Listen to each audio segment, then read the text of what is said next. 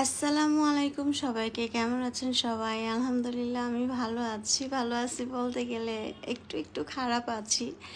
যাই হোক, আজকে সারাদিনের প্রেশারে আমি একটু অসুস্থ হয়ে গিয়েছিলাম।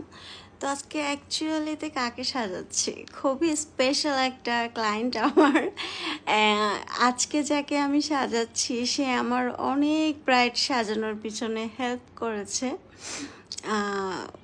ওয়ান অফ মাই বিউটিশিয়ান ছিল ও আমার। তো আজকে আমি ওকে ও আমার ক্লায়েন্টের জায়গায় বসা ছিল, আমি ওকে সাজাইছি। এটা ওর একটা স্বপ্ন ছিল, আর আমারও খুব ভালো লেগেছে। আমার কোনো স্টাফকে এর আগে আমি বিয়েতে সাজাইনি, মানে আমার কোনো স্টাফের বিয়ে হয়নি।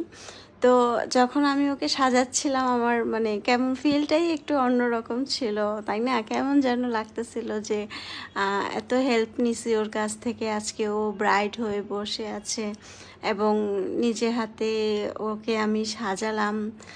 মনে হচ্ছিল যে ও যেন মন খারাপ না করে, আমি যেন বেস্টটাই দিই, কখনো যেন এটা না ভাবে যে আপু আদার্স ক্লায়েন্টকে কিভাবে সাজাইছে, আমাকে কিভাবে সাজাইছে। তো এই কারণে না এই জিনিসগুলো মাথায় আমার কাজ করতেছিল।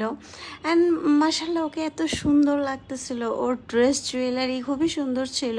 ওর হাজব্যান্ড সব পাকিস্তান থেকে নিয়ে আসছিল। তো কেউ যদি জানতে চান আমি এমনিই বলে দিলাম যে ওর ড্রেস অ্যান্ড জুয়েলারি পাকিস্তানি ছিল, আর্টিস্ট অ্যান্ড ব্রাইড বাংলাদেশি ছিল। ওকে এত আই সুদিং লাগতেছিল সামনে থেকে, মানে কি যে বলবো। অ্যাকচুয়ালিতে মনে হয় যে পুতুলকেও এত সুন্দর লাগে না যদি আমরা মানে নিজে হাতে সাজাই।